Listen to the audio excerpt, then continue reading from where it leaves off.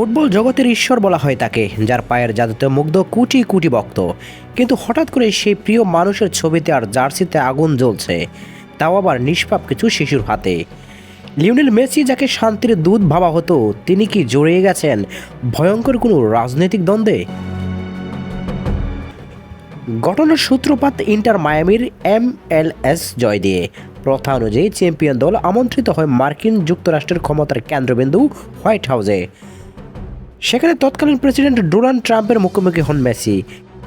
ক্যামেরার ফ্ল্যাশের নিচে তাদের হাসি আর করমর্দন কি শুধু সৌজন্যই ছিল, নাকি এর পেছনে লুকিয়েছিল কোনো অদৃশ্য ইঙ্গিত?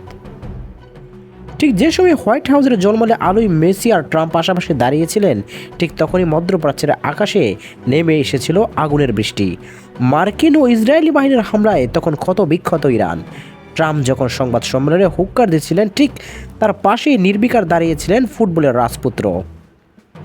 এমনকি কিছু মুহূর্তে ট্রাম্পের বক্তব্যে তাকে হাততালি দিতেও দেখা যায়, আর এই হাততালি হয়ে ওঠে বিতর্কের বারদ। ইরানি শিশুদের কাছে মেসি ছিলেন স্বপ্নের নায়ক, কিন্তু যখন তারা দেখলো তাদের দেশ ধ্বংসের হুমকিদাতার পাশে তাদের প্রিয় নায়ক দাঁড়িয়ে হাসছেন, তখন সেই ভালোবাসায় রূপ নিল চরম ঘৃণায়। যে আমাদের খুনিকে সমর্থন করে, সে আমাদের নায়ক হতে পারে না। এই এক জেদ থেকে তারা পুড়িয়ে দিল মেসির স্মৃতি বিজড়িত সেই নীল সাদা জার্সি। মেসি কি জানতেন তার এই উপস্থিতি হাজার মাইল দূরে একজন শিশুর হৃদয় ভেঙে দেবে, নাকি পেশাদারিত্বের খাতিরে তিনি ছিলেন নিরুপায়? একজন ফুটবলার কি রাজনীতির ঊর্ধ্বে থাকতে পারে না? উত্তরগুলো হয়তো সময়ের আড়ালেই ঢাকা থাকবে।